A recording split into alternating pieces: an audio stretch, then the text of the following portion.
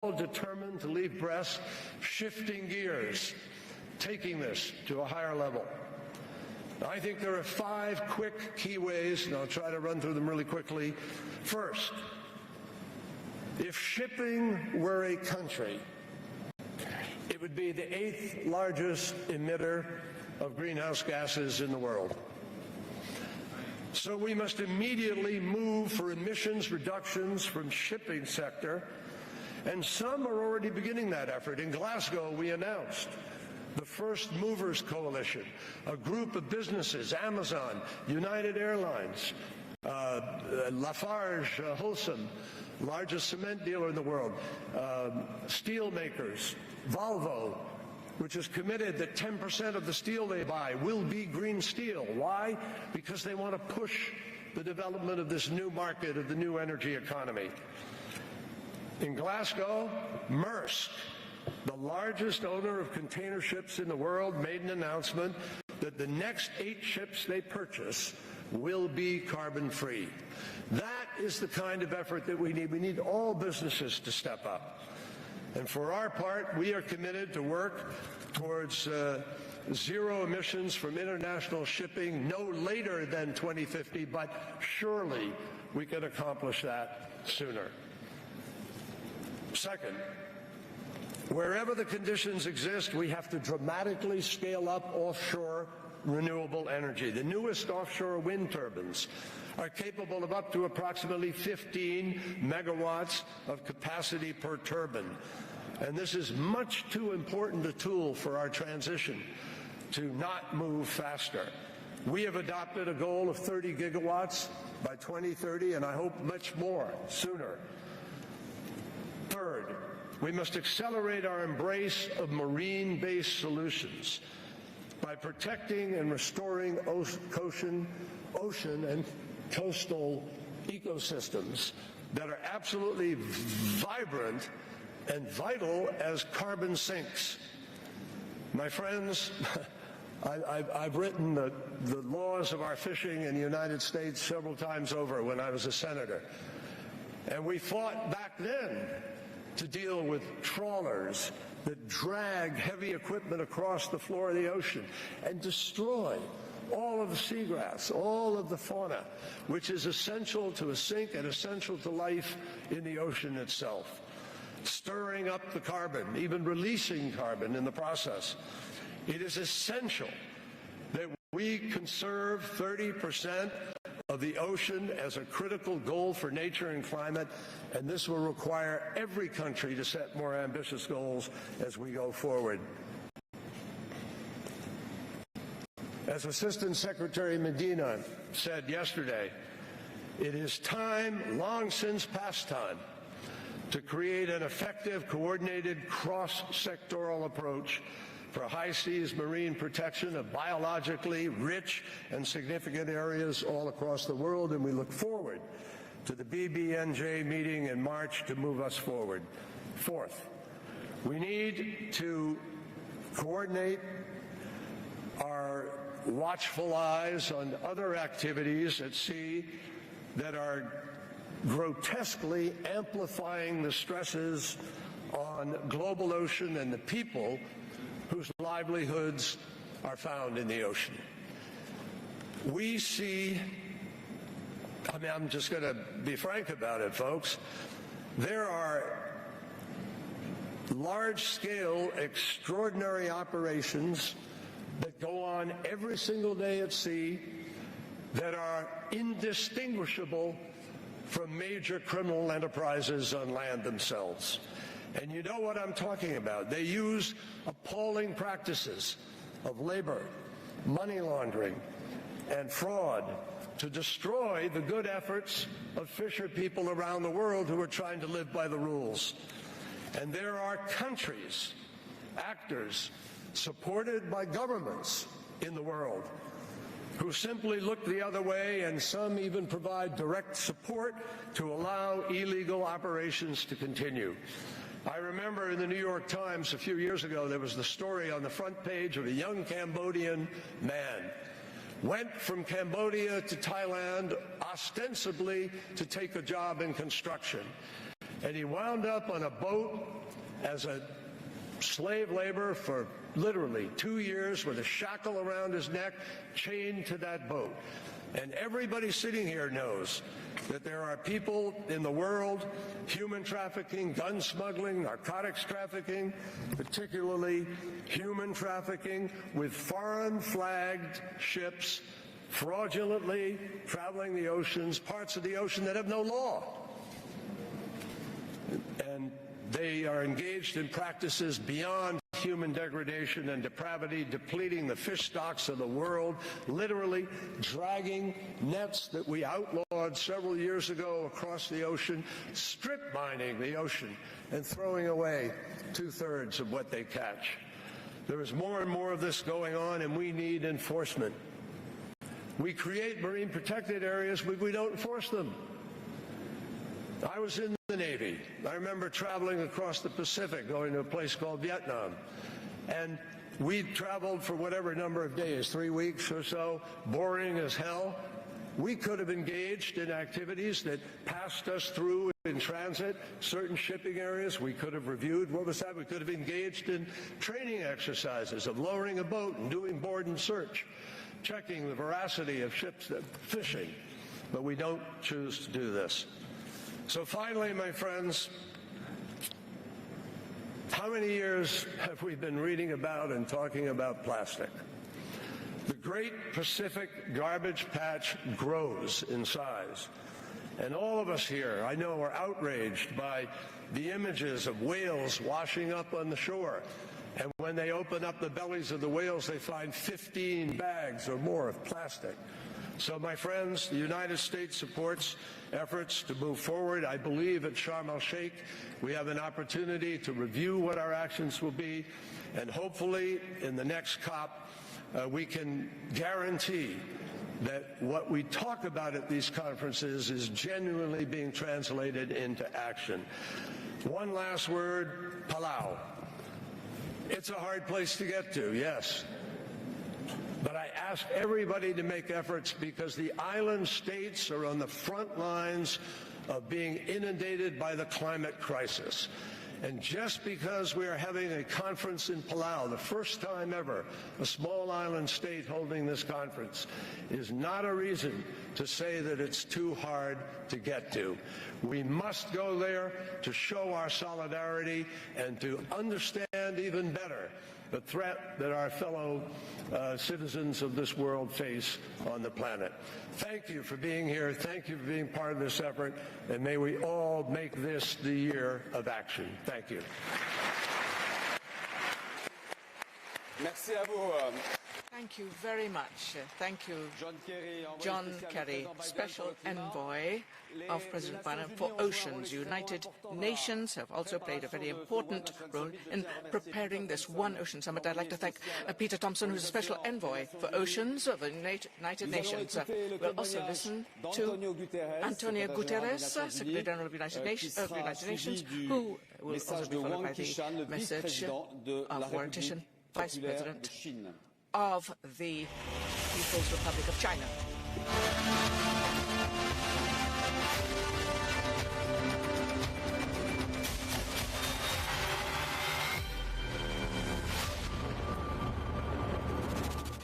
Monsieur le Président, cher Emmanuel, President, Excellences, Mesdames et Messieurs, chers amis, dear friends, je salue la excellencies, tenue de friends, cet I important welcome this événement important qu'est One le Ocean One Ocean Summit, Summit et vous remercie de and I m'avoir thank you invité for à y inviting participer. me to speak there. La planète fait face à une triple The crise, le planet is facing a dérèglement triple climatique, crisis: la climate perte de disruption, biodiversité et la pollution. loss of biodiversity, L'océan and supporte pollution. une grande partie The de ce ocean fardeau. shoulders much of this Il fait burden. office de puits de It carbone et de serves chaleur as a géant. giant carbon Par and conséquent, heat l'océan se sink. réchauffe et As a s'acidifie. result, the ocean La glace is growing polaire fond warmer and et more les tendances acidic. Polar ice météorologiques is melting mondiales and global changent. weather patterns are Les changing. écosystèmes océaniques Ocean souffrent. ecosystems are Tout comme les suffering. populations So en dépendent. too are the Plus de 3 communities milliards de personnes who rely on comptent sur la them. More than 3 biodiversité billion people marine et depend côtière pour on leur marine and coastal subsistance. biodiversity Le for nombre their d'espèces livelihoods. marines The diminue, number of les marine récifs de species are corail dying, meurent, coast les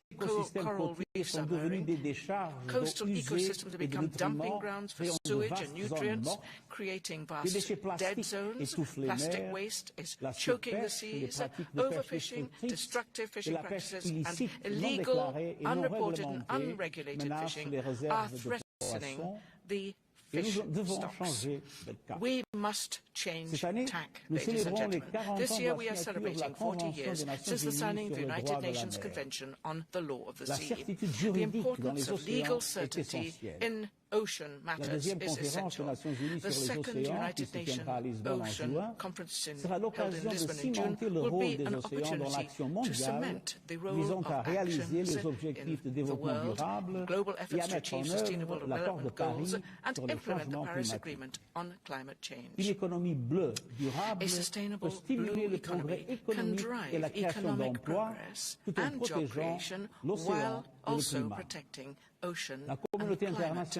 We need the international community to intensify its efforts to protect oceans. I welcome the recent announcements, including from the Galapagos Marine Reserve announced by Ecuador, and establishing significant protected marine areas. We must attain our global objective to protect 30% of the world's ocean by 2030. We need more and more effective partnerships to address land-based sources of marine pollution. It is time to end single-use plastics, and I welcome the encouraging steps taken by certain countries, including France.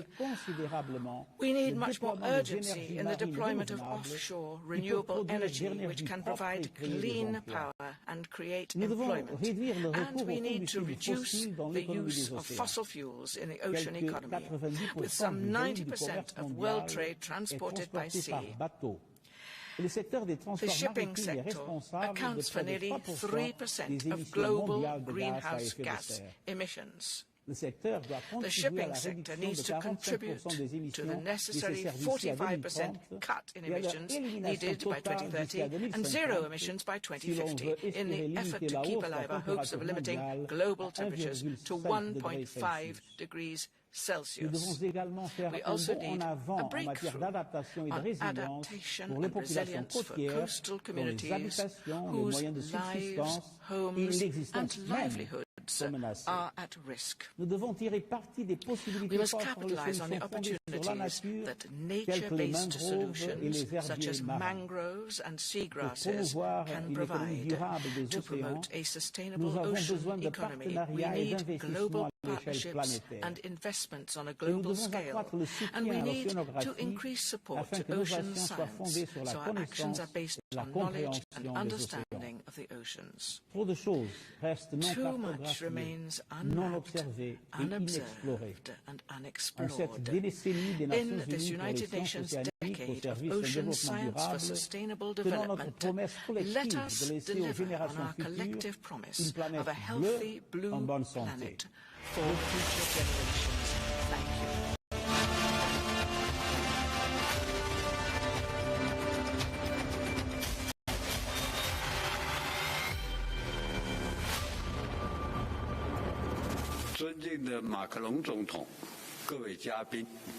Excellency President, distinguished representatives, the ocean provides a huge resource for humanity to survive and thrive. The ancient maritime Silk Road shows how nations along the route interacted, integrated and achieved win-win cooperation throughout the ocean. Taking inspiration from history, President Xi would like to continue the idea of building a future community in the 21st century maritime Silk Road. China is ready to synergize these opportunities with the international proposals made by France and other bilateral and multilateral initiatives to increase their positive effect. First, jointly promoting marine ecological civilization. We need to deliver the Sustainable Development Goals for 2030, to forge a blue partnership and to strengthen the prevention and control of marine pollution. We need to protect marine biodiversity, support and join the international efforts against illegal fishing activities, and to ensure a proper balance between the development and protection of the ocean and other activities. Secondly, we need to jointly develop the blue economy. We need to optimize spatial planning of marine areas and promote development and use of offshore wind, tidal energy, wave energy, and other renewable energies in an orderly fashion. We need to support research and development of algae fuels, biofuel technology, to develop green and low-carbon shipping, and raise the capacity for maritime scientific and technological innovation. Third, jointly enhancing global maritime governance. We need to firmly safeguard international law, including UNCLOS, UNCLOS, and to steadily push forward negotiations on a treaty on the conservation and sustainable use of marine biodiversity beyond national jurisdiction. Developed countries should transfer marine technologies to developing countries and ensure benefit sharing of marine genetic resources. China is ready to actively participate in international cooperation on the onshore power supply, OPS, for ships engaged in international voyages. China is always a promoter of sustainable marine development, a contributor to global maritime governance, and a defender of the international maritime order, and will work with all countries to build a peaceful, cooperative, and beautiful ocean. Thank you.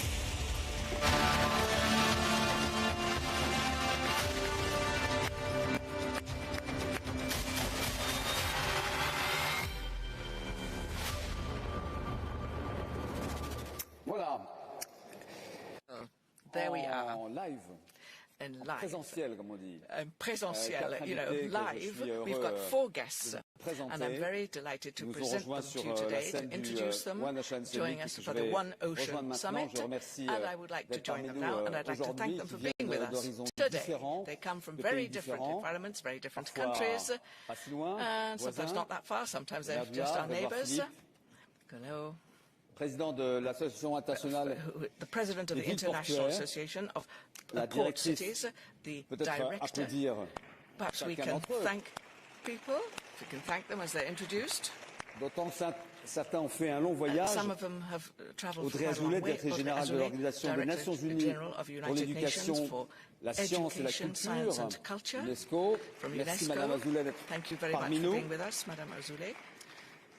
Vous venez de loin, Marcelo Ebrard, parce que vous venez du Mexique, vous êtes le ministre des Relations extérieures et nous vous remercions vraiment de votre présence ici aujourd'hui. Le Mexique compte beaucoup sur ce sujet. Et puis, celui où l'organisation sans qui le transport maritime ne serait pas ce qu'il est, quitte à Klim, le secrétaire général de l'Organisation maritime internationale, que je salue. Alors vous avez le choix, vous êtes chez vous, vous pouvez parler à la tribune si vous voulez marcher un peu. To the room if you want to, while seated. You can walk around if you want. You can take the microphone. You can address the audience directly, and you can give us share your ideas with us. And I'll give the floor to Mr. Ebrard first of all. Thank you very much. You have the right to take off your mask if you want to. It's better. Yes. Thank you very much. Gracias a todas y a todos. Thank you to all of you. Yo quisiera decir, México está I would like to say that Mexico is here because we have 15,000 kilometers of coastline. Porque somos parte del panel because we are de alto nivel part of de la economía sustentable, el océano azul. High panel on sustainable oceans, and in 2020 we stated that for 2025 all of the activities inside our exclusive economic zone would be sustainable. And we are here because we answered the call of President Emmanuel Macron to take immediate action, and we firmly believe that this year we can achieve, if all of us, all countries here represented in other countries, take these commitments, and that's why I'm speaking I'm speaking in Spanish, because there are 400 million people who will be listening to this message later, because we all need to sign up for these efforts of that are based on international cooperation and that focus on our waters. We've been speaing about this issue of international waters for 40 years. The OAS has an objective of reducing plastic waste, reducing emissions, conserving biodiversity, but we need this instrument this year. We need this common framework for global governance. Is it possible in a world with so many tensions? If you read the newspapers today, you would say, well, why are they actually meeting to speak about global governance in the seas when there are so many problems, so many tensions that exist? Well, we defend the idea that there is an instrument, we can have an instrument that can allow us to have global governance, to protect our oceans and make them sustainable. And Mexico and many other countries want to fight for this global instrument that can be ratified so that we can govern the world and the oceans in a different way. It makes sense within a multilateral system. It's something that is within our reach. And I was really inspired by what was said by John Kerry. It's the time for us to act. Thank you.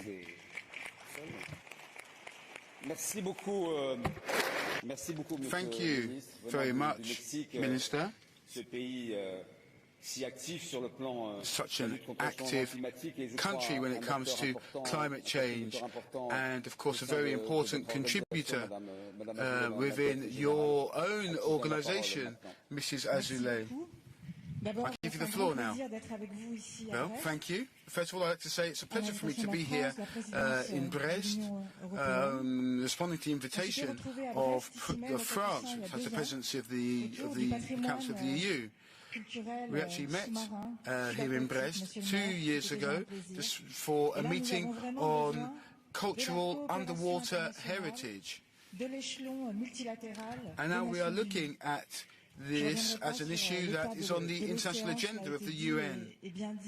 We've spoken a lot already about the importance of the ocean, but what I would like to focus on is the actions that we can take together and what UNESCO can bring to the table when it comes to international cooperation. Now, you know that UNESCO's mandate is to focus on culture, but also education, science and information.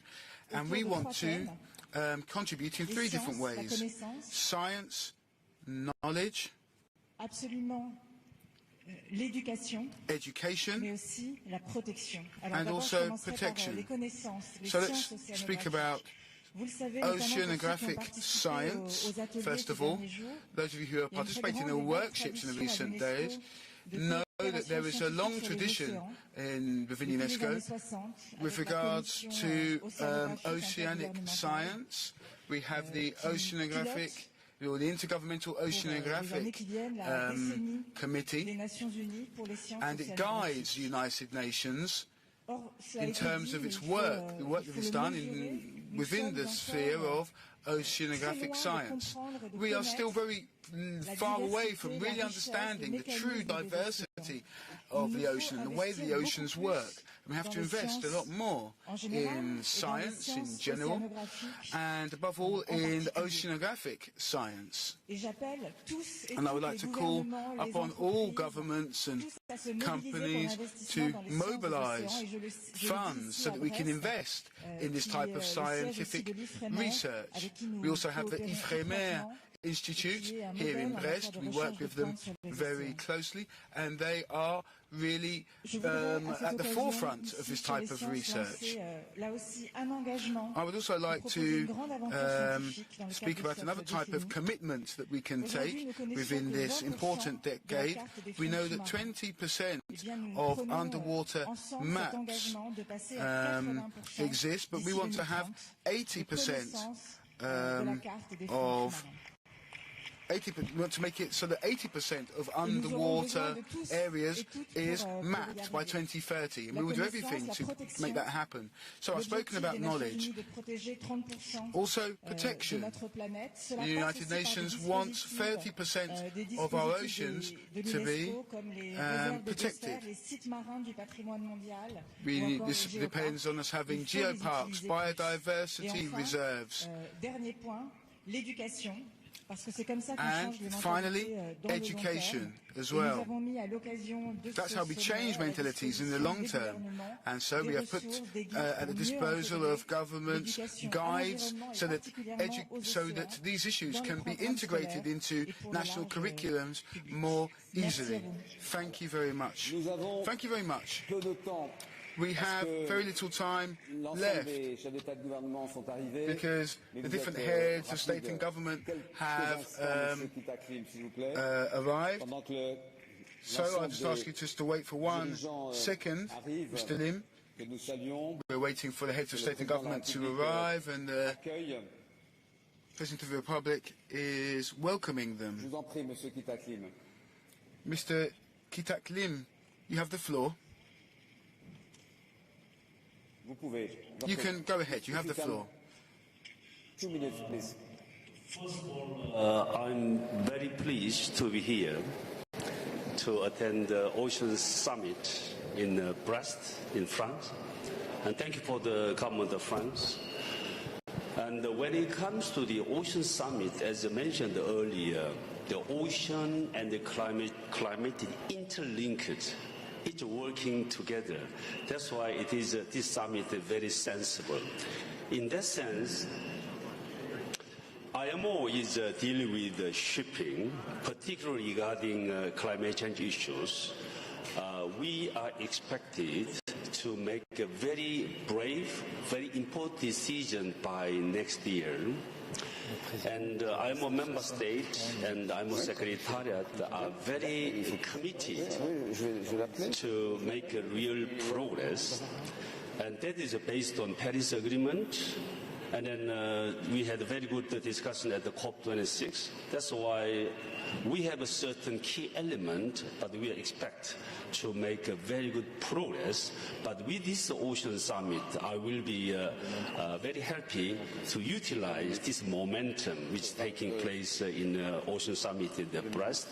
And also we need to more collaboration with other sister agencies like UNESCO, as mentioned, Ocean, and FAO, others. That's why I'm very pleased to be here and looking forward to more progress in every sector, including International Maritime Organization. Thank you. Thank you so much. Merci beaucoup. Thank you very much.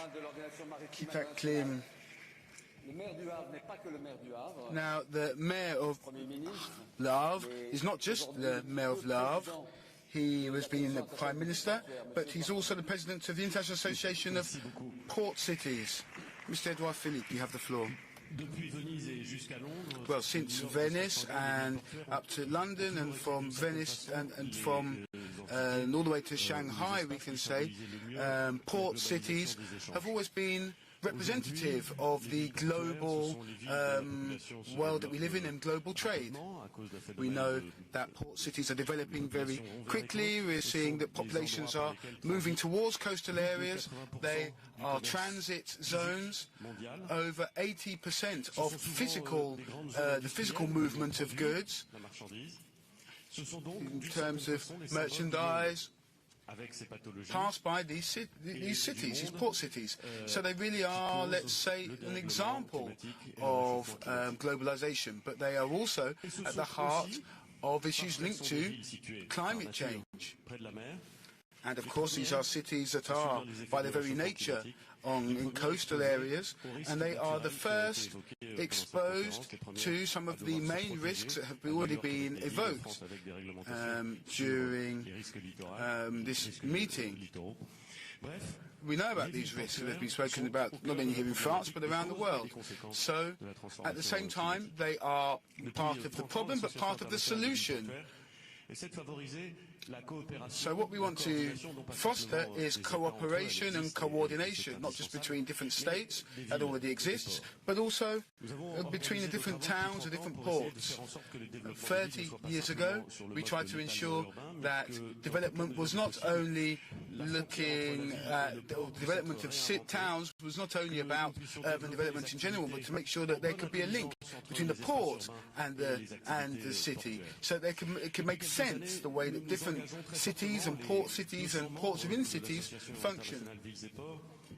So, through the International Association of Port Cities, which works with over 50 countries, we have looked at issues such as the electrification of ports, trying to decarbonize all of the activities at ports, in ports, and we are also focusing on the different types of issues linked to corridors, let's say, because if we want to really make sure that the future of ports is healthy,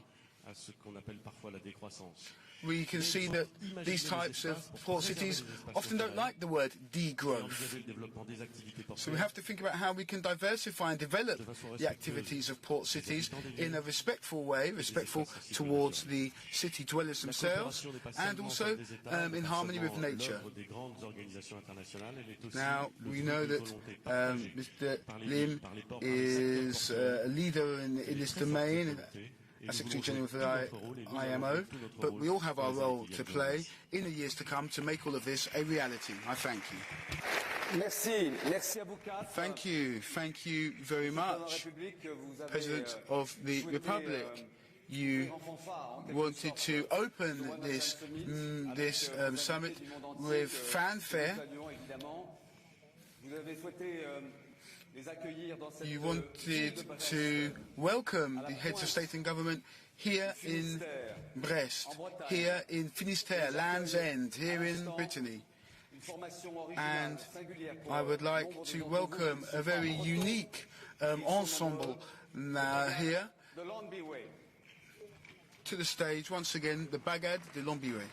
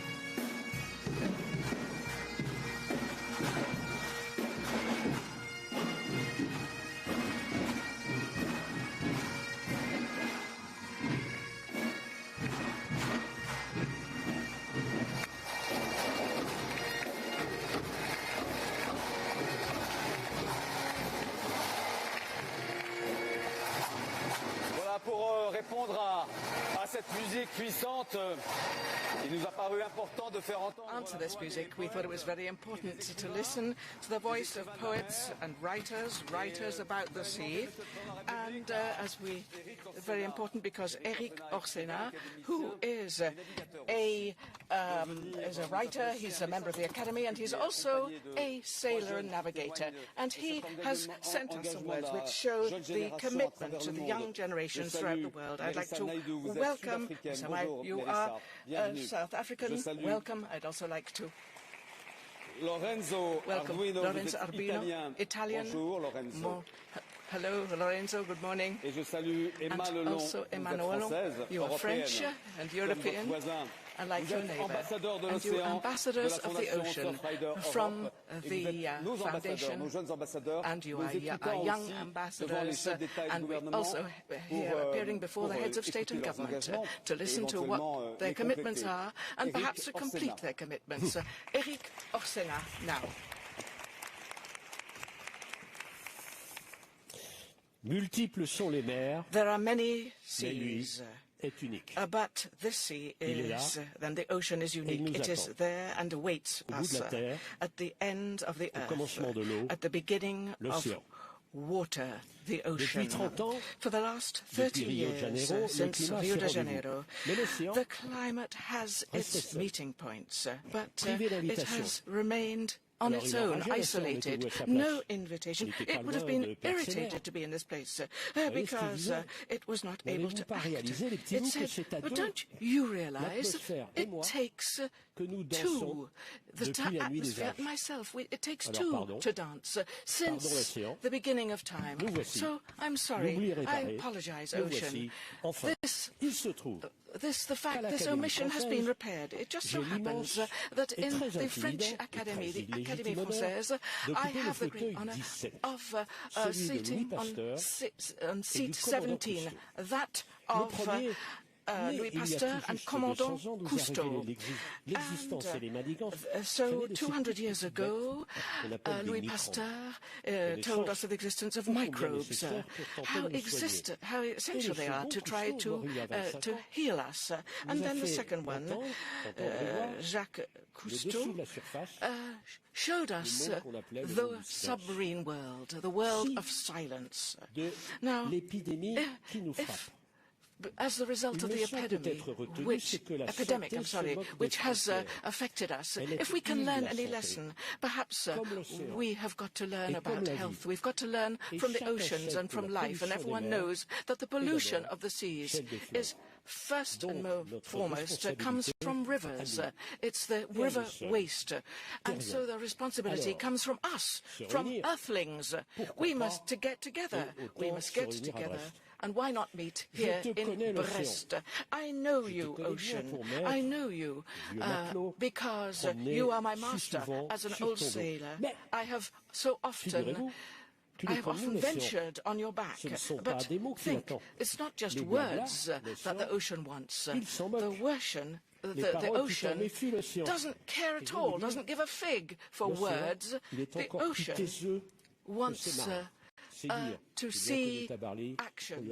I know that Eric Tabarly talks very eloquently about the sea, but this is very important. We have to realize that the seas sometimes can become angry, so listen carefully to what its waves say to us.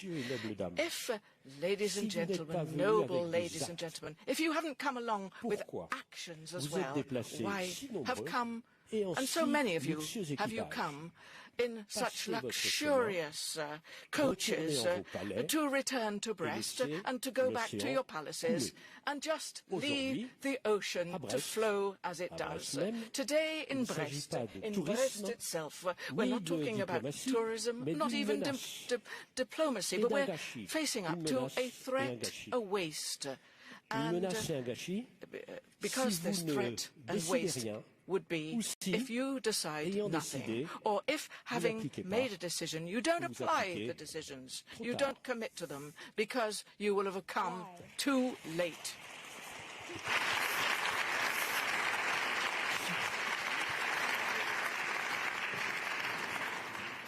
Why?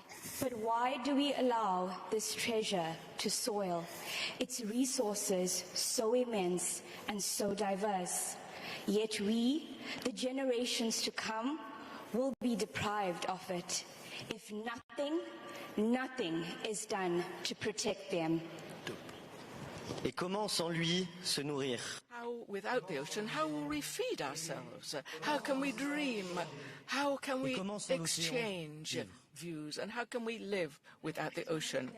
Why do we ignore this friend, in fact more than a friend, because it gave birth to us, and we say we must fight any things which disrupt the environment. We have so much to learn, to teach us.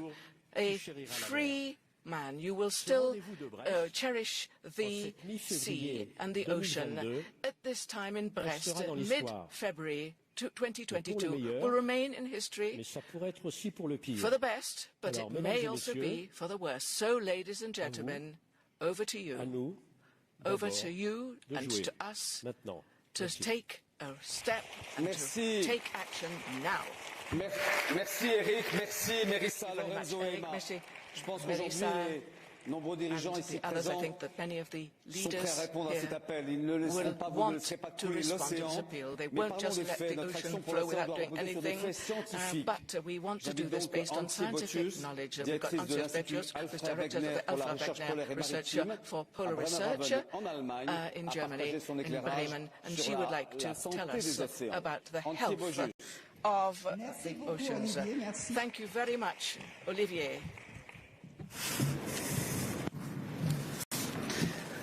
Yes, I'm a deep sea biologist. That means I get to dive to the great depths of the oceans and discover new life that no one has seen before. And polar researcher means I get to go to the North Pole, look under the ice, discover.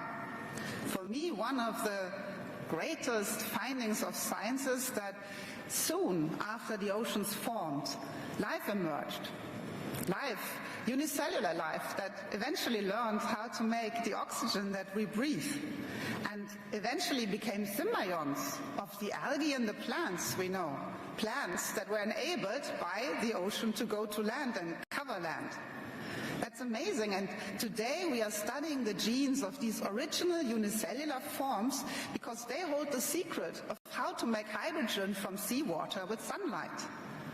But did you know that there are billions of unknown life forms, unicellular life forms, who we don't know, that don't have a name, whose genes we have not discovered? And do you realize, and what do you do with that scientific fact, that we know that marine life, the diversity in the oceans, is declining at a faster pace than the terrestrial life? It's incredible, but that's a fact. And do you realize that our research shows that the warming of the oceans, the heat waves we have in our ocean, endangers the eggs and the larvae of fish, of 60% of the fish we know and almost all the fish that we eat? What do we do with those scientific facts? Science is there, of course, to alert us. Science is there to show such problems, to highlight what we have to do to predict the future, but it is also there to make us dream. But here, I would like to voice the message of this One Ocean Summit to tell you that what we see, even from space, is that by now 60% of the corals have bleached. And by the end of the century, if we don't change our path, it will be all of them. We have to speak about the fact that kelp, mangrove, seagrass is declining faster than we destroy rainforests. And we cannot afford any of that, because not only do these ecosystems host an immense diversity, they are our solution. They are the ecosystems that remove CO2 from the atmosphere, so actually have to restore them rather than utilize them, destroy them. So what do we say here at the One Ocean Summit? We call for more ambition. We call for the protection of the oceans, and we would like to make you aware that research, science must be a partner in this. What you protect, you need to know it. You need to understand how it's doing. If we have policies, if we have managed protected areas, we still want to know if the policies work, and how do we do that? By science, by research, and for that we call you to provide us with an ocean infrastructure, to provide us with an ability to share data, to provide that information to everyone on Earth, to teach the kids that they can be part of our future. So let me end here by saying one important point again and again. Of course we know little about the oceans. They are like a foreign planet in planet Earth, but we know enough to act. That must be very clear. And I'll end with one other wonders of the oceans that I would like you to take home as an idea. Scientists from my institute have recently discovered under the ice of the Weddell Sea in Antarctica that 60 million fish in an area as large as Malta meet to dive together to 500 meters depth and build nests and lay eggs and brood them together as if they were chicken. Think about that. How do they even know that the others are there and would like to lay eggs? It's amazing.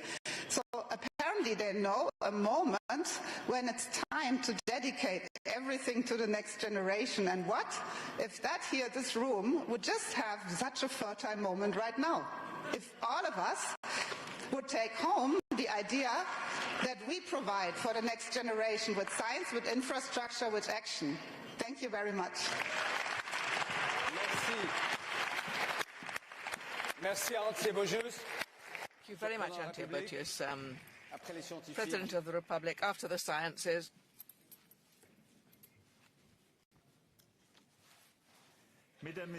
Ladies and gentlemen, heads of state and government, welcome to Brest.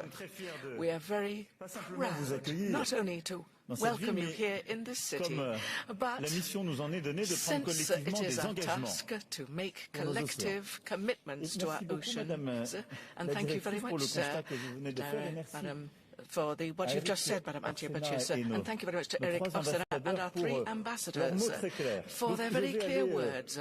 So really, I'm going to go straight to the goal, as they said in other cities by the sea. We know what the objectives are, we share them, and you know them even better than I do, I have to say. Ocean is the first victim of what we have done or not done for the whole question of pollution and threat to the ecosystem. It's part of the solution, because it has natural solutions through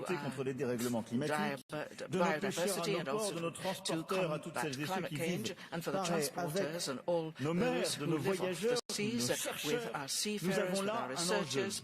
We have a very fundamental, important challenge to combat the lack of biodiversity and combat pollution. We can be very direct. 2022 will be decisive. So in Brest today, we merely enter into commitments, clear pledges, each of us, for what, as far as we're concerned. I'd like to do this for France. Europe has a very key role to play, and I'd also like to thank our friends from all the continents for having been present with us here today. So the discussion is going to be structured into four stages. Firstly, to protect marine ecosystems and for sustainable development, also to fight pollution of the sea and plastic.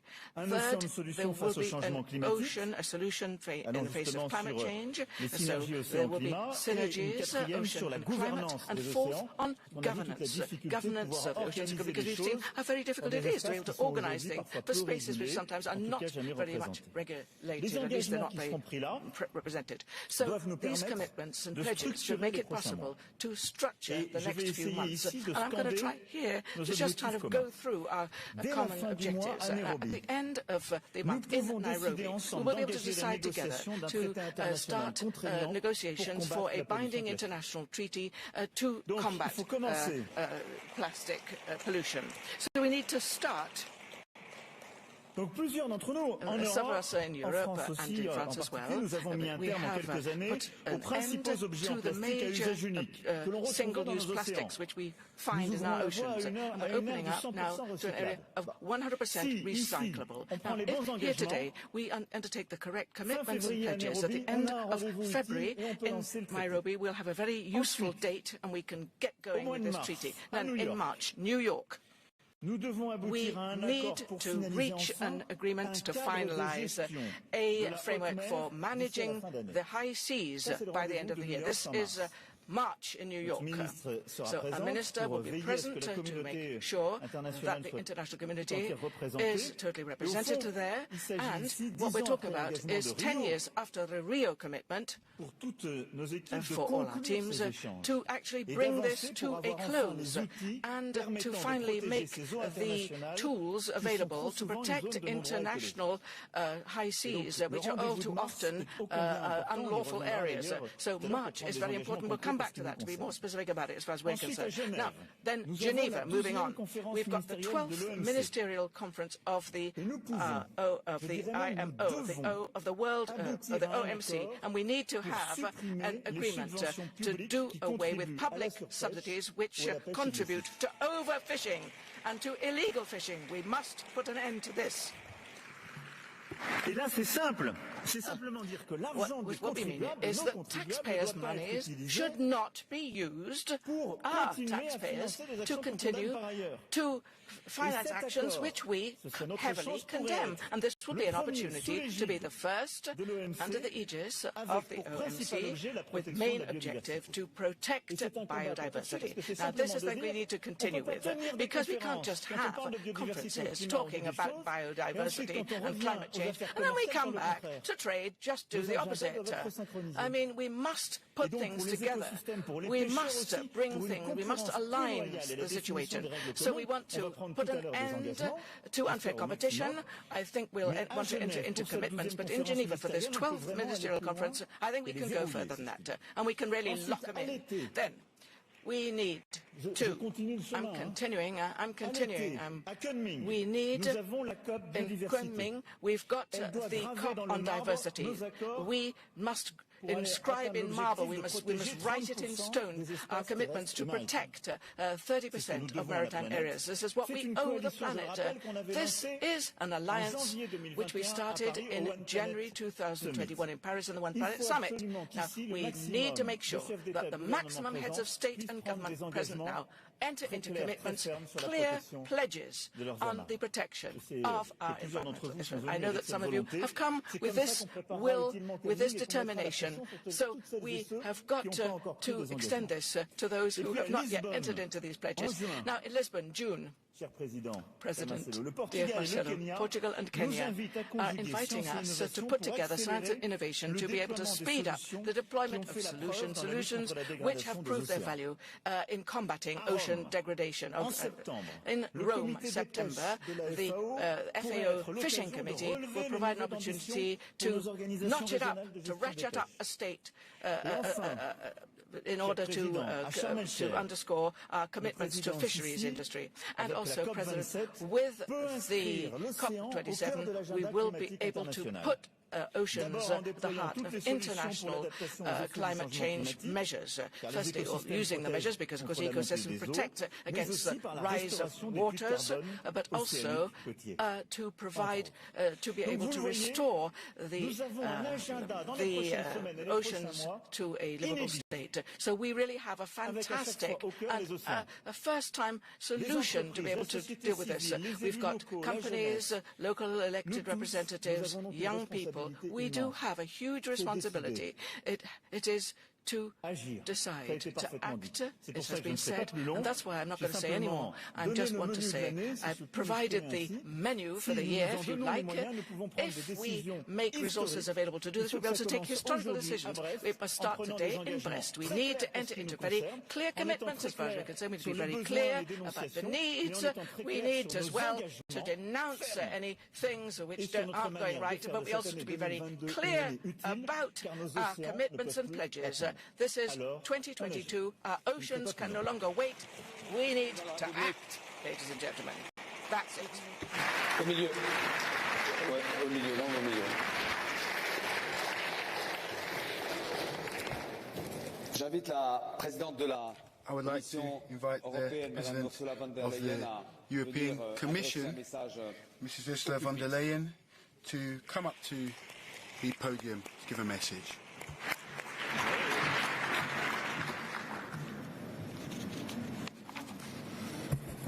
Monsieur le Président, cher Emmanuel, President, dear Emmanuel, heads of state and government, distinguished guests, excellencies, the foundation of European literature, the Iliad, talks about the ocean as the river where all things are born. It reminds us, no matter where we live on Earth, we're all connected by the sea. It is our planet's life support system. As we've just heard, every second breath we take comes from the ocean. It gives us half of the oxygen we breathe. It absorbs much of the carbon we throw into the atmosphere. Our entire climate depends on the ocean. We have mild winters here in Europe because the ocean pumps millions of tons of warm water every second from southern latitudes towards us. The ocean is life, the ocean is nourishment, it is energy, and it is jobs. 90% of traded goods are carried by the waves. And for thousands of years, the ocean has been a source of inspiration for art and a source of longing in literature. For ancient Greeks like Homer, the ocean was an almighty god. Well, I think today we would say the ocean is part of who we are. But today this ocean is in danger. Pollution, chemicals, plastic waste, overexploitation, you name it and you know it. The ocean is too large for any one of us, and yet so fragile. Thus, every individual action matters, and this is what brings us here today. It is time indeed for an alliance. It is time for an alliance between us and the ocean. And therefore, as you said, Mr. President, today the European Union and the French presidency of the Council are launching the High Ambition Coalition on the High Seas, for a coalition for adaptation still this year of the High Seas Treaty. We need it now. We're so close, but we really have to push to finish it this year. Only together we will be able to turn the tide.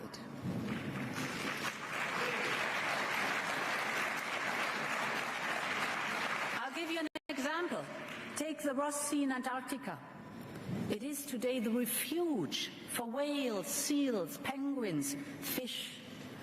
But only because in 2016 the United States, China, Russia, the European Union and others were able to overcome their differences and join forces to protect the area. We can do it again. My second point is we need a mission, like the European Green Deal. And this is why we have launched the mission to restore our ocean and waters by 2030. We will fund it with €500 million. The mission will focus on Europe's 5 seas. For example, in the Mediterranean, our mission is to prevent and eliminate pollution, in particular plastic and chemical pollution. Or take the Baltic and the North Sea. There our mission is to decarbonize shipping and electrify ports. Tangible results, tangible actions. The ocean missions will bring to market innovative solutions to regenerate our ocean. Yes, it is a European mission, but it is open to all who are connected by the sea and who want to contribute. In the Black Sea, for instance, we are already working with all coastal states, because the actions of one matters to all sharing the waters. All solutions must be shared solutions, and this, as we've just heard by a scientist, is the power of science diplomacy and its unique potential to overcome difference. So let us use the moment today and make it real to have this mission started. Let the magic of science diplomacy be working so that we join forces. That should be a result today too.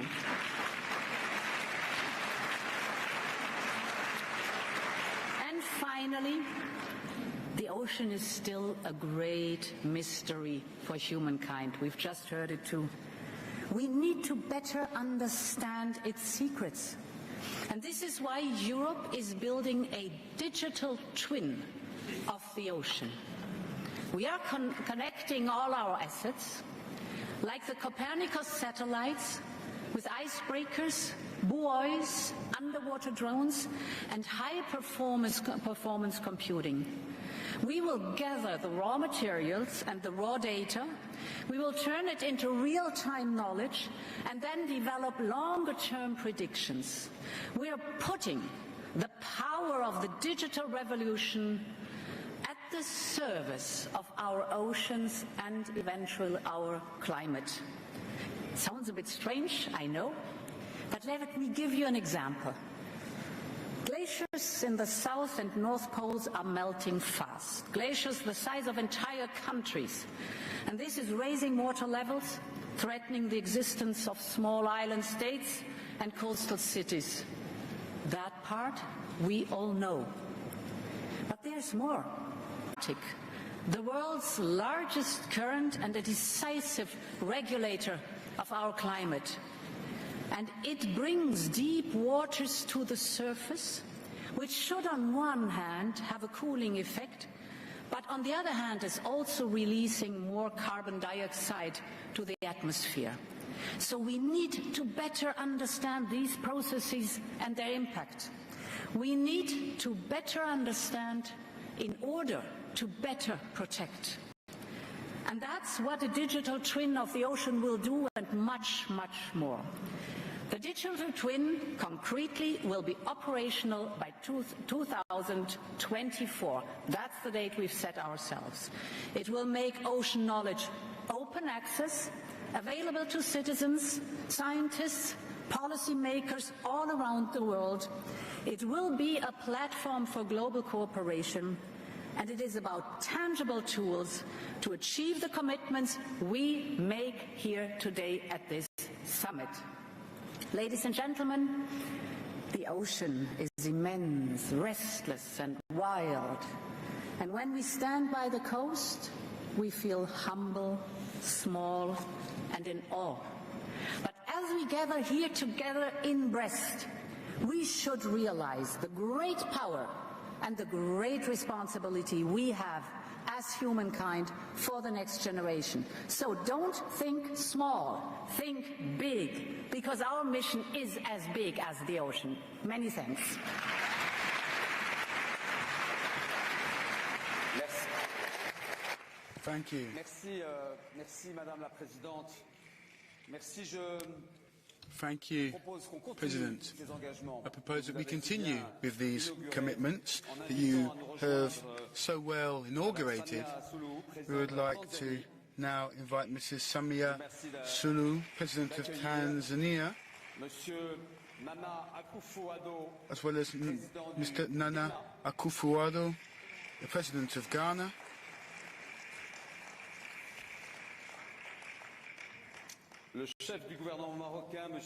the head of the Moroccan government, Mr. Aziz Akanos,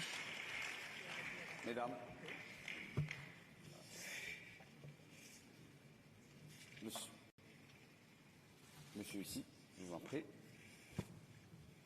et Madame Donna Bertarelli, and also Donna Bertarelli, who's not a head of state. However, she is an ocean lover and a navigator. Soy el coral. I am coral. Some people think I'm just a rock. when in fact I'm the largest thing alive on this planet. But for how long? I grew for almost 250 million years. Then humans came along, and now 1/5 of me is gone. But you do need me. Do you realize that 1/4 of all marine life depends on me? I am the nursery of the sea. Little fish depend on me for food and to hide from the big fish. That's right. You need me. I am the protein factory of the world. Yet you raise the temperature of the oceans, so I can't live here anymore. And when big storms and tsunamis barrel through the ocean, I'm your fortress. Yet you tear me apart with dynamite and poison me with cyanide. Well, here's a crazy thought. Stop killing me. Nature doesn't need people. People need nature.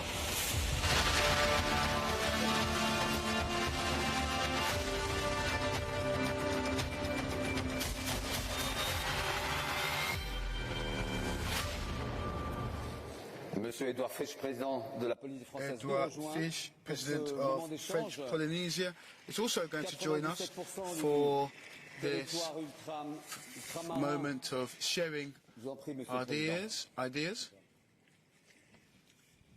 Alors, mesdames et messieurs les présidentes et chefs d'État, Presidents, heads of state and government, the commitments that have been set out by the President of the Republic and the President of the Commission affect all of us. And I'd like to give the floor to Mrs. Samia Suluhu, President of Tanzania, first.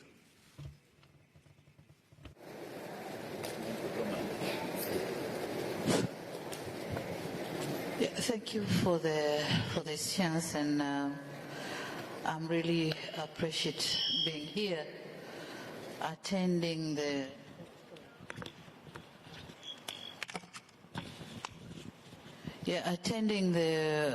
conference on how we are going to govern our oceans. And I've been hearing the word governance, but then I've been hearing the good governance, and the good governance on our country's politics and good governance on of our resources. But it's very rare to hear ocean governance. I'm just starting to hear on the ocean governance. And for me, when we talk of ocean governance, brings a lot of ideas in my head. Because when we talk of ocean governance, this means the ocean, first of all, the ocean is a transboundary property, which is, should I say, owned by different countries in the world. It's a common property. And by governance, that means we have to have a very strong mechanism of coordination, the way we are going to share it, the way we are going to use ocean resources, and how can we mutually benefit from the resources in there, and how can we protect this property together. So by ocean governance, I think for the developing countries, there's a lot to be learned about ocean governance. I have listened to the previous speakers when they say the scientific findings about the oceans, and then we said we know all these findings and we have to take actions. But on the other part of the world, these findings, they are not there, we don't know them. So I think first of all we have to share the knowledge about the scientific findings of the ocean, and how can we all be aware of what has to be done so as to have the good governance of our ocean. And I think I'm here to learn more from others, but I have to start by saying this, and I might be coming back again when I hear other people what is the contribution. But for us, the LDCs, Tanzania specifically, we are ready to protect the ocean, but there's a lot to be shared with us and probably with other countries. So thank you for this chance. Thank you very much. Thank you so much, Madame la Présidente. Merci beaucoup, Madame la Présidente. Thank you very much, President. Now, I know that in your country there are some important blue projects. Now, I would like us to focus on the issue of fishing and illegal fishing and overfishing as well, which is something that is linked to the protection of our marine ecosystems. It's a very important question. The head of the Moroccan government, this is something that concerns your country directly. I would like to give you the floor. Thank you. Presidents, Messieurs les chefs de gouvernement. Heads of state and government. Je parlais en fait de deux ou trois points. I'm going to speak about 2 or 3 points. La lutte contre la pêche illicite. And yes, we're speaking about illegal fishing. Morocco is fighting this, of course, and we want to speak about this experience because we have to understand the sea in order to fight against this issue, and so science is extremely important. Now, to draw up plans, we need to have the consent of this fragile population that actually works in the fishing industry, fishing sector, and we need to support them. Today, we have 95% of our fishing stocks within our our management plans, surveillance plans.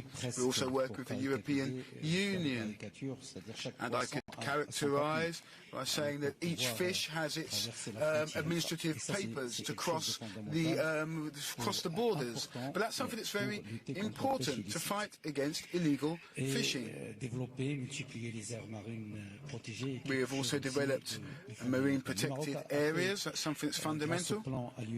Now, thanks to the LIVE.Leaders plan and to Mohammed VI's coastline plan, we've made amazing progress when it comes to the Atlantic, and looking at the issue in the Mediterranean, we've seen some positive results in the Atlantic, because we've seen certain species that had actually disappeared. With these new plans, they've actually come back in abundance. The Mediterranean is another reality. It's a shared sea. There are difficulties there, and today we cannot renew, let's say, these resources. So we need to make sure that there is also a plan for the Mediterranean. Now, the issue of plastic is a major issue, and of course Morocco signs up to all solutions to deal with that. We know, for example, we have to change the way we use certain types of plastic. We also have to, of course, have more marine protected areas. We have to fight against illegal fishing, and there's an international instrument that the President was speaking about earlier is also needed so that we can conserve and protect biodiversity outside of our national jurisdiction. So here we're focusing on the high seas. This is extremely important because this has a direct impact on countries. Thank you. Le chef de gouvernement du Maroc pense beaucoup à Tangemed aussi. Head of the Moroccan government, I also speak about Tangemed, which is an important reserve as well as an area in the Mediterranean. Now, I'd like to turn to Mr. Nana Akufo-Addo to speak about the situation of illegal fishing. Thank you very much for including me in this discussion and this summit and inviting us from Ghana to be here. first time embraced, and I'm liking it very much. Thank you. We have a national plan to deal with the unregulated and illegal fishing. It has several components, but the most important message that I have is that we support very vigorously the idea of a global convention in this area of how to control activities in the high seas. It's absolutely, countries like ours, I mean, we spend for us a lot of money, $200 million a year importing fish, which is the result of the significant declines in our stocks from illegal and unregulated fishing. So that is something that we support wholeheartedly, and we will sign up and be one of the first to sign up to a global treaty when it is done. Secondly, together with Ecuador, Germany, we managed to convene a ministerial conference on marine litter and plastics pollution, which came out with some very important decisions about what we need to do to deal with the issue of plastics. Again, the thrust is to establish a global treaty in the area. Ghana is determined to sign up onto the initiative. We think it is extremely important. All the facts about what the ocean represents for us humans have already been stated. 50% of the world's oxygens emanate from the sea. 25% of the absorption of emissions, human emissions, are done by the sea. So the sea, the importance of it and the necessity to preserve its efficacy, its riches, its wealth, its potential, is not a matter that is in dispute anymore amongst any of us. So that there should be action. And I think that is really what is really, and I share these sentiments with the French president. We've come here not only just to undertake commitments. It's important, the states make commitments, but even more importantly, what we will do to make sure that these commitments are realized. And that's the position that we feel strongly about in Ghana. Thank you. Merci beaucoup, Monsieur le Président. Thank you, President. Alors, les navigateurs, so, the navigators, sailors, you are president of the Bertarelli Foundation. I will give you the floor regarding some new commitments you have maybe made. We have heard the ocean is in crisis, and yes, I'm a sailor, and I've witnessed both the beauty and the fragility of the marine habitats threatened by climate change, pollution, acidification, illegal and overfishing. But I also heard the growing science call for political leaders to adopt protection and the 30% protection by 2030. And I wish to congratulate the 100 heads of state, including President Macron, who have pledged towards this ambitious 30 by 30 goal, which my philanthropy contributes and help.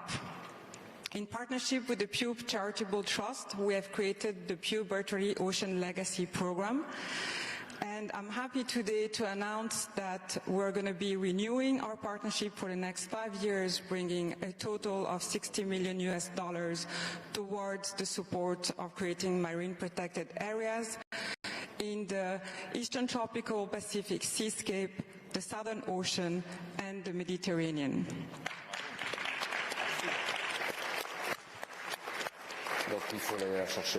I also wish to remain engaged in the important efforts to protect the exceptional biodiversity of French Polynesia, and alongside President Fritsch, which I had the pleasure to meet in Papeete last year.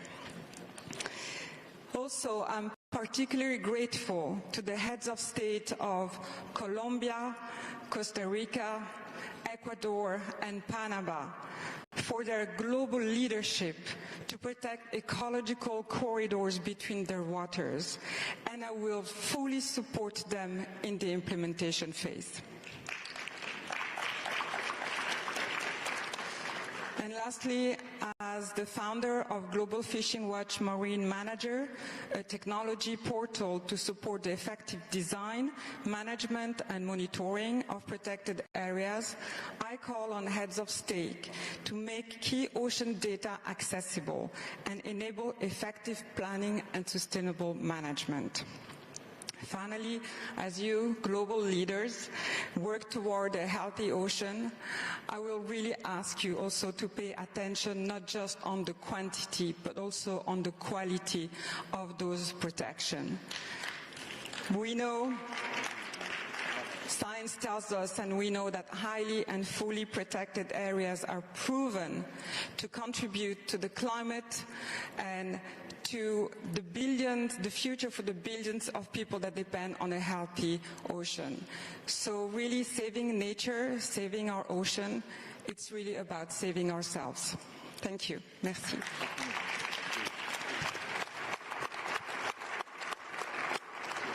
Merci. Des chefs d'État, very much. Des fondations, heads of state, foundations, President of Polynesia, Mr. Fritz.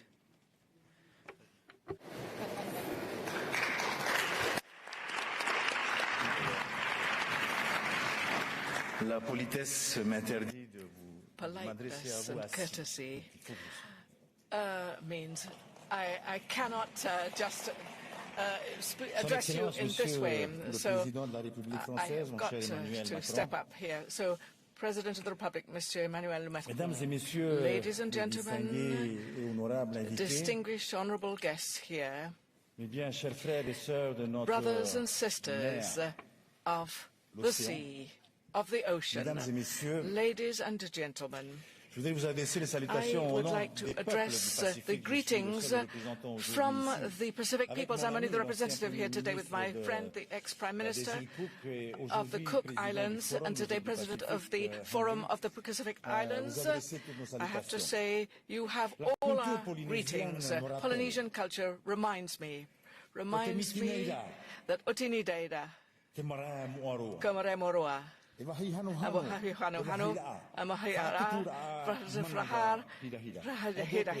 other words, translated by me, the ocean is the most sacred temple. It is a holy place.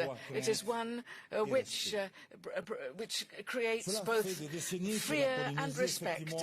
And for Polynesia, it protects its birds. It organizes a traditional task which is carefully thought out, or prevents access to certain parts of the territory in order to preserve nature in these parts.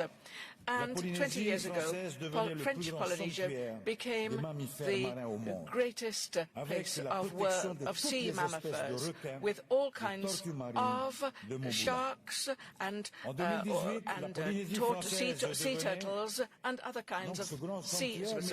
But it became not only the biggest sanctuary as it was, but it created an area of 5 million square kilometers, which is protected by our environment. The objectives were to preserve species and preserve genetic diversity, maintain ecological functions, and sustainable use of natural resources and ecosystems. Yes, we do provide protection of 118 islands, taking into consideration the fact that more than 64% of these islands are inhabited. Now, our vision means that the human is at the center, human beings at the center of this protection for us.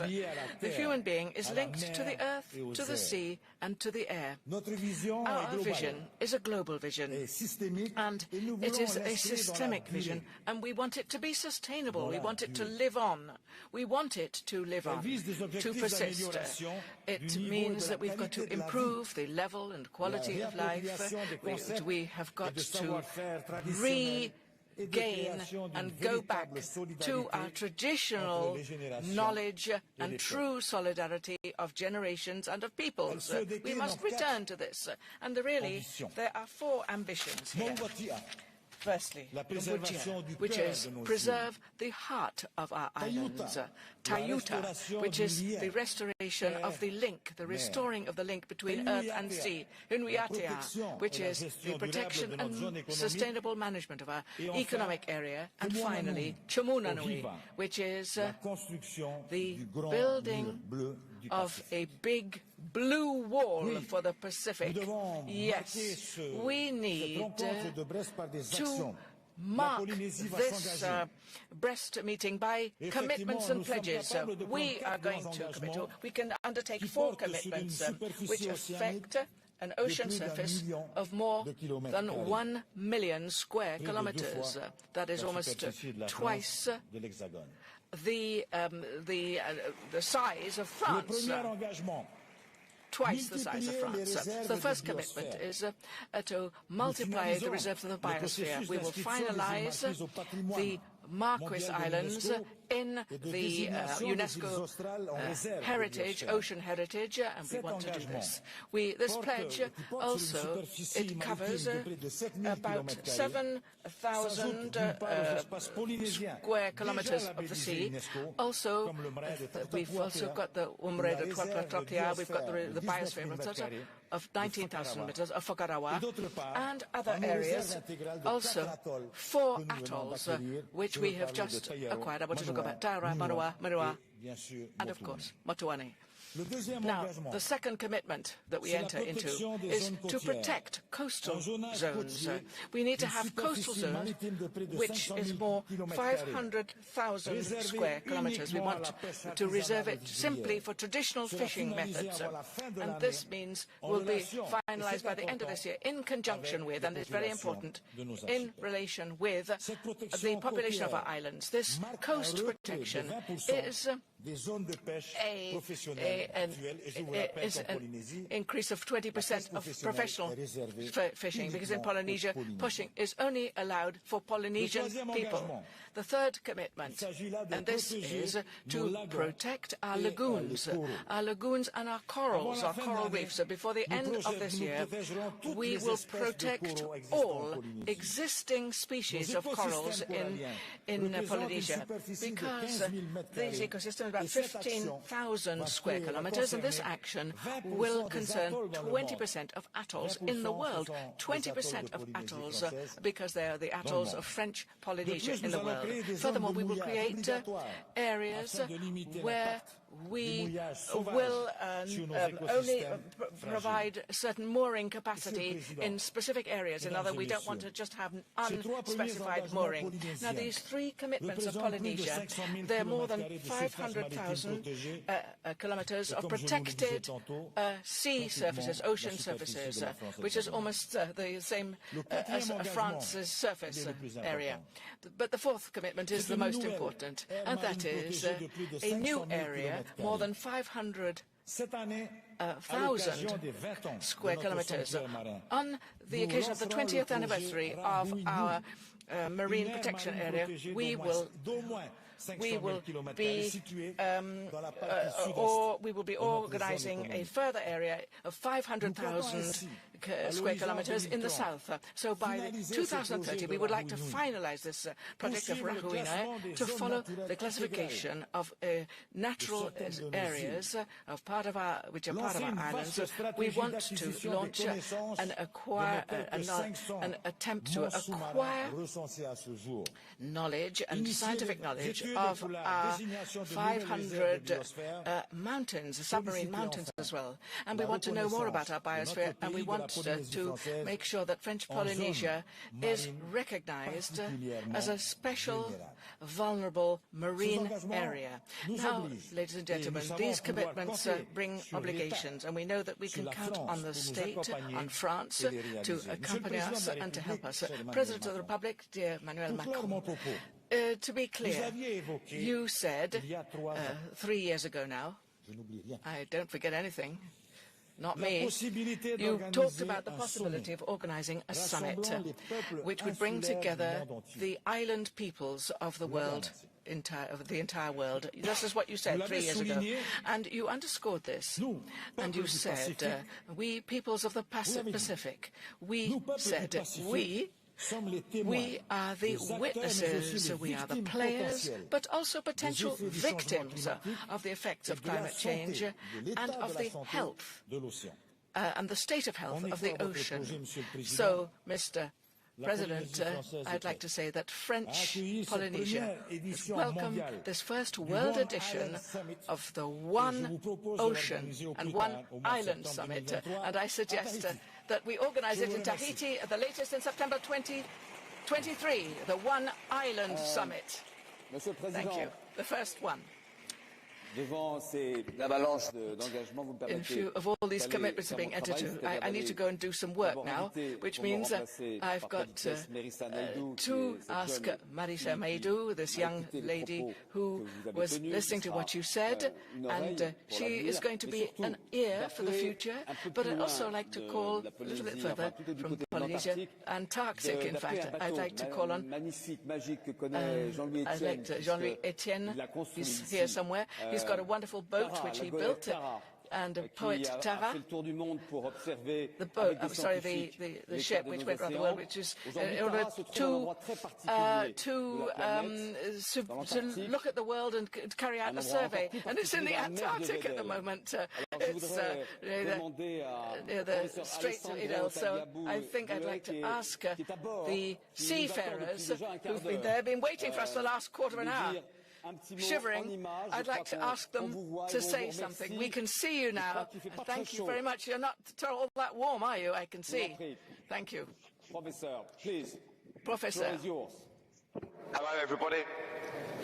Yeah, hello everybody. I send our greetings from Tara in the Weddell Sea right now. We're at about a latitude of 64 south in the screaming 60s, and I can tell everybody that the region is living up to its nickname. It's very windy. We were hit with 75 knots of wind a few days ago. But, yeah, we are here to conduct some important science with the Tara Ocean Foundation that seeks to understand the role played by microscopic marine microbes in the ocean system, and in particular the Weddell Sea. These microbes are really important in this system because they form the base of the ocean food chain. And so then they support the rich biodiversity in this ocean around us. They also play a role in contributing to the role of the ocean as a carbon sink, and in particular the variability in this carbon sink from year to year. And also, quite importantly, the nutrients that are used by these organisms here in Antarctica control the flow of resources to other parts of the oceans where they can support fisheries and livelihoods. So they play a super important role here. But the key thing is that these Antarctic ecosystems are really unique. We don't learn much about their structure and function from working in more pleasant conditions. So we have to come here in this lovely schooner to make these studies, to understand the role they are playing, and in particular to understand and to improve our ability to predict the impact of climate change on these crucial ecosystems. To do this, we have to collaborate, we have to work on board with the many different nations, and also in particular we are collaborating in this effort with our colleagues in Germany on the icebreaker Polarstern, which will come to the Weddell Sea next month to conduct sampling in the same location as us, which will give us a fantastic opportunity to understand how these systems are changing over the seasons, which is really very poorly understood here. But, you know, the Weddell Sea provides these really important services to humanity, for biodiversity, climate regulation, marine food supply, but its ability to do this is under threat at the moment. It's under threat from our changing climate, which is squeezing polar ecosystems much more than anywhere else in the world. It's also under threat from the phenomenon of ocean acidification, which can affect some very crucial components of the ecosystem here. And it's also under threat from growing human exploitation of the marine resources here. And it's for these reasons that it's really urgent and pressing that we act rapidly and strongly to protect these regions in the Weddell Sea and East Antarctica. I know there's an opportunity coming up at the Kamala meeting this year, and I really urge delegates there in the room to take action to support the declaration of the marine protected area in the Weddell Sea and East Antarctica. And yeah, with that, I'll send my regards from grey and quite cold Weddell Sea, and wish you bonne continuation. Merci Alessandro. Thank you, Alessandro. Thank you for advocating for marine protected areas, notably these big marine protected areas. And of course, Kamala is in charge of monitoring plant and wildlife in the Arctic area. And we really do ask for these areas to be protected. President, I know that you really do hold, this is something that's very dear to your heart. Now, I know you have a few things to be getting on with in terms of work, so first we'll give the floor to our participant from South Africa, and then we will conclude. The clock is ticking for our planet, our future, and its people. With that said, I would like to look forward, allow us to look forward as a future generation. Marine protected areas are the safeguards we need today to protect tomorrow. These invaluable conservation tools will not only provide protection for marine life, but sustain and enhance food security for the world's populations now and into the future.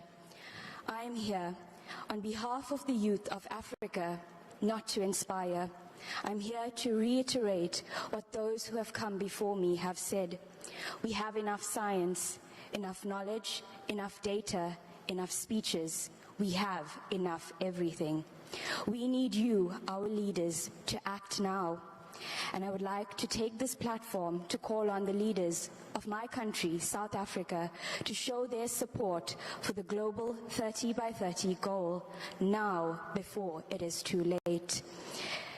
It is now well recognized that Target 3 of the CBD framework of fully and highly protecting 30% of our global ocean is not only important for us, but as a collective for our ocean. We have less than a decade to reverse biodiversity loss for our planet and our people. It's time we get on with it, and get on with it with action in a just and equitable way. That means that Indigenous people and local communities must be designated full partners and leaders. My generation is ready to step up. We're here, we're waiting for you to pave the way with greater urgency and accountability. In my native tongue, Halala Africa, Halala world. Your time is now. It must happen for our future. I thank you.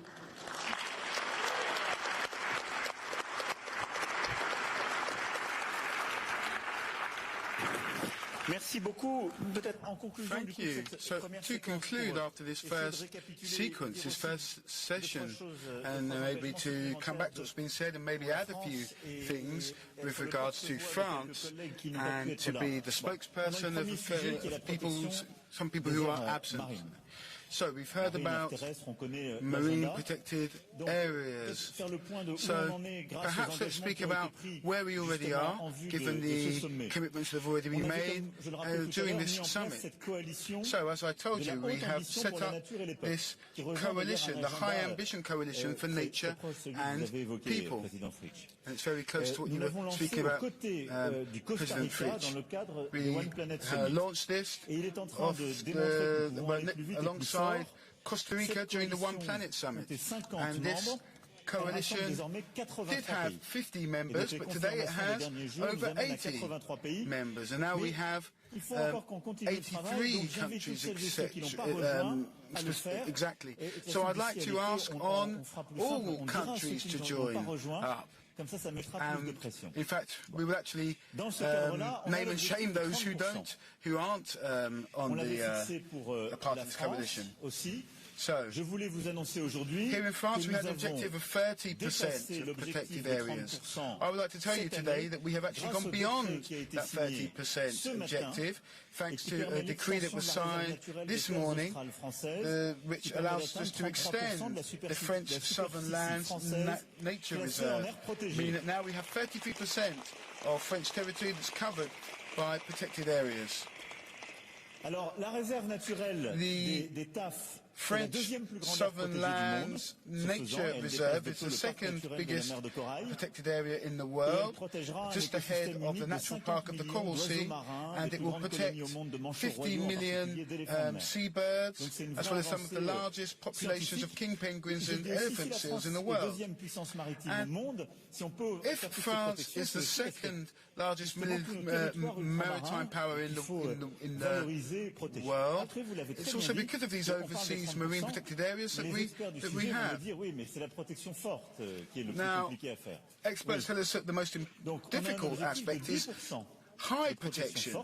Well, yes, we have a 10% objective for high protection by 2030. Now, of course, this is difficult because certain sustainable fishing activities that we have in French Polynesia aren't compatible with this type of high protection.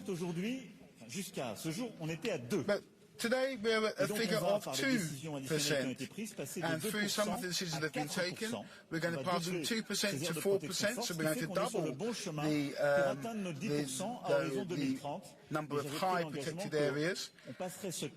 But I would like us to have 10%, of course, in 2030, but we have reached our objectives for 2022. So we have doubled from 2 to 4, but of course we have an objective of 10% ahead of us. Now I'd like to come back to the will that's been shown by President Fitch and the EEZ of Polynesia combines protected areas of exceptional biodiversity with the expectations of the people of Polynesia, because we have, of course, artisanal fishing in these areas, and there's also been a lot of work done in terms of education. You've been pioneers in that particular area, raising awareness amongst young people. But really, it's about teaching young people, children, how to protect all of our ecosystems. I'm going to be very clear with you, President. Yes, of course, we're speaking about these marine educational areas, in fact. And indeed, I would like us to go even further with this idea of managing protected areas and having international recognition for this initiative. And I would like to say, yes, the commitment has been made.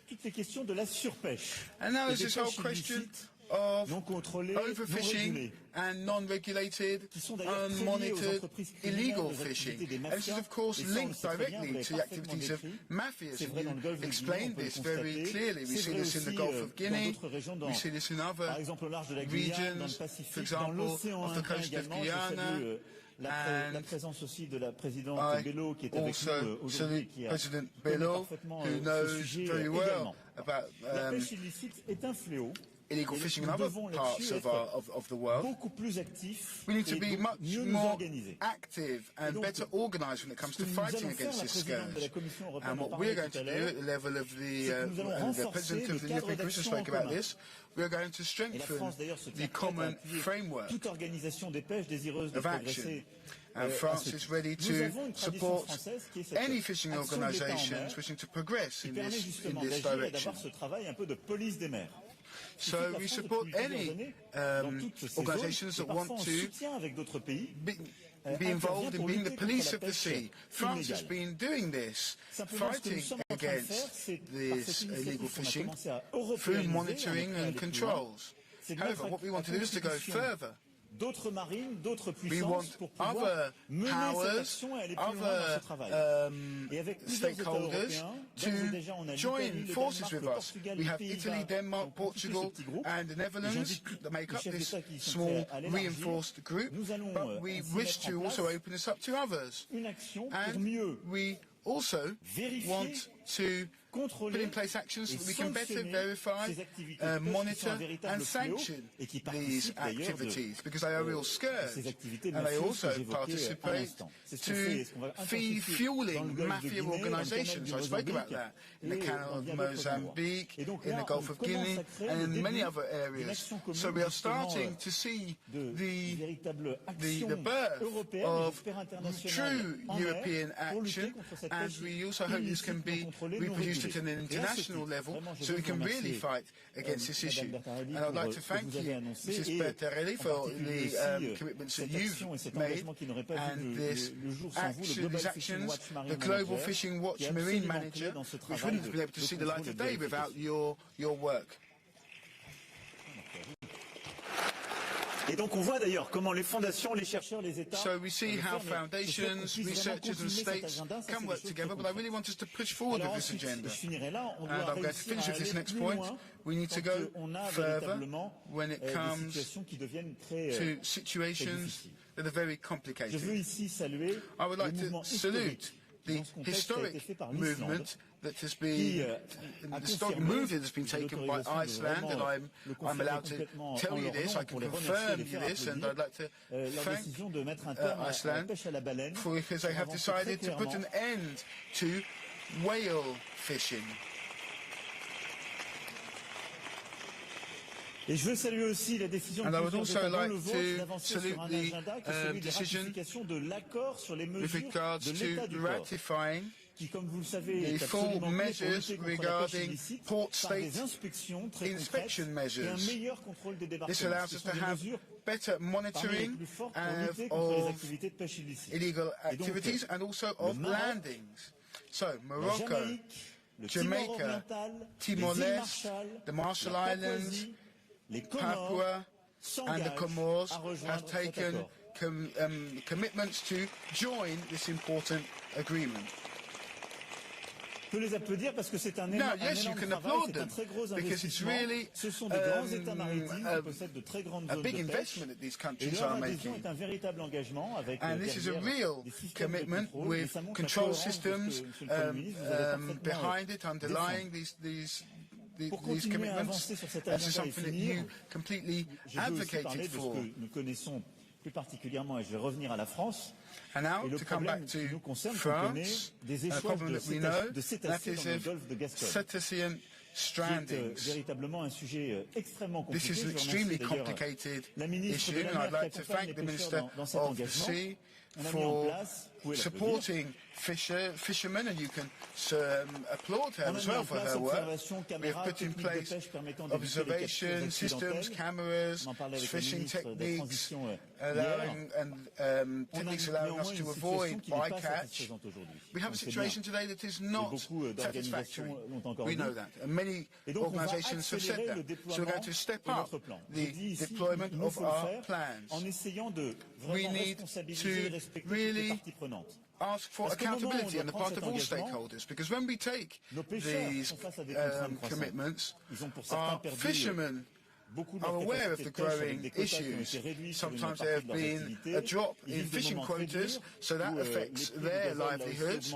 There's also been a rise in fuel prices. Some of them are really finding it difficult to make ends meet. So we really have to make sure that we can keep our promises in terms of preserving biodiversity.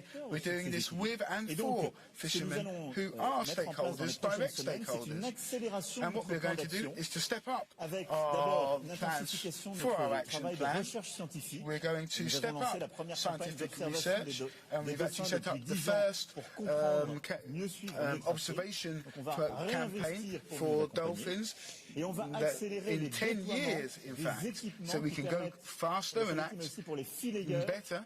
de mieux protéger toutes les espèces qui ne sont pas à pêcher, et en particulier nos cétacés. on regulations regarding the different types of mesh that we use for fishing. Now, these are investments that we are actually committed to, because we have to actually help fishermen on the ground to make the changes they need to make. I know that we also have our responsibilities to assume regarding this issue. So France, with Italy, Spain and Monaco, also wants to ask the International Maritime Organization to create a particularly vulnerable maritime zone where ship speed will be reduced. Là aussi, ça a été Now, once again, this is something that was drawn up with the cooperation or the collaboration of fishermen. I believe that we are now working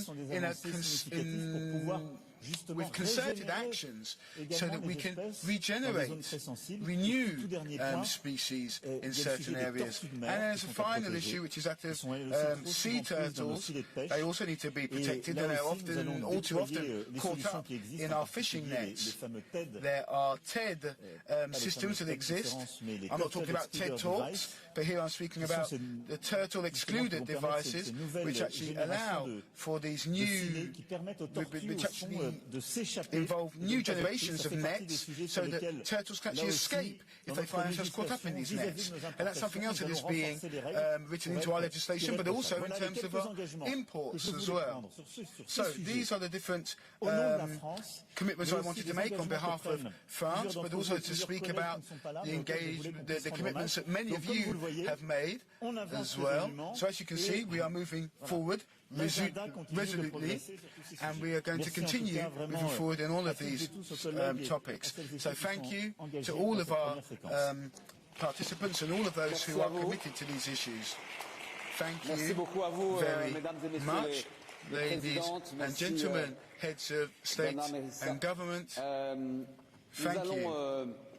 So we're going to change a little bit now.